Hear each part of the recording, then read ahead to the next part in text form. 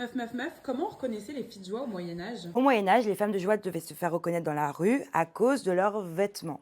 Et leur tenue était même imposée par la loi, que ce soit de la couleur jusqu'à la coupe. À partir du XIIIe siècle, les grandes villes européennes réglementent la prostitution. À Avignon, Paris, Florence ou Londres, les prostis doivent porter des vêtements distinctifs. Le but, les rendre visibles, donc marginales. D'ailleurs, merci à Studio Paillettes qui m'habille pour cette vidéo, qui est un showroom parisien qui habille pour les événements, les soirées ou autres avec des vêtements de créateurs à louer. En 1347 à Avignon, elles doivent porter un voile rayé. À Florence, les ordonnances de 1348 ordonnent une ceinture jaune. À Londres, dès 1351, elles doivent porter un capuchon rouge et blanc. Et enfin, à Paris, à partir du XIVe siècle, elles doivent porter une manche d'une couleur différente que leur robe. Et contrairement à ce que tu peux croire, la couleur la plus fréquente est le jaune, dans la symbolique chrétienne du Moyen-Âge,